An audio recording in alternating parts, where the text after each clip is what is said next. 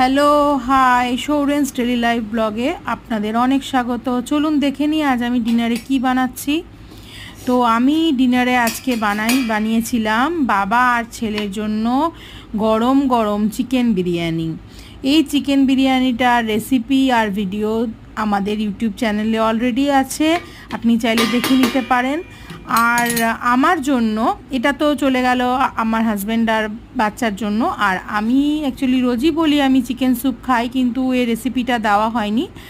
তো এর জন্য আমি নিয়ে নিয়েছি ডাইস করে কাটা পেঁয়াজ ছোট ছোট করে, আর নিয়ে নিয়েছি গাজর লম্বা করে কাটা, আর নিয়েছি টমেটো চৌকো করে কাটা, আর এছাড়া নিয়ে নিয়েছি ক্যাপসিকাম। আপনি এগুলোকে চৌকো করেও কাটতে পারেন অথবা লম্বা করেও কাটতে পারেন। একটাই কাঁচা লঙ্কা নিয়েছি, আমি ঝাল বেশি খাই না।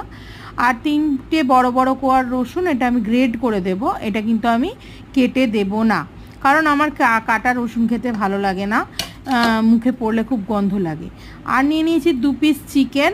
এই চিকেন দুটো আপনি বোনেরও নিতে পারেন অথবা বোনলেসও নিতে পারেন, হোয়াট এভার ইউ ওয়ান্ট। আর জলের পরিমাণটা আপনাকে বুঝেই দিতে হবে, কেন আপনি যদি বেশি ওয়াটারি স্যুপটা চান তাহলে জলটা বেশি দেবেন, কারণ আমি একটু ওয়াটারি স্যুপ খাই, তাই জন্য আমি জলটা বেশি দিয়েছি। আপনি চাইলে এর থেকে কম জলও দিতে পারেন।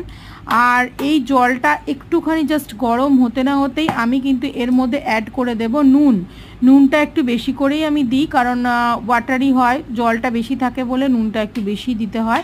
এরপর জলে একটু ফুট ধরলেই আমি প্রত্যেকটা সবজি জলের মধ্যে দিয়ে দিচ্ছি এখানে পেঁয়াজ,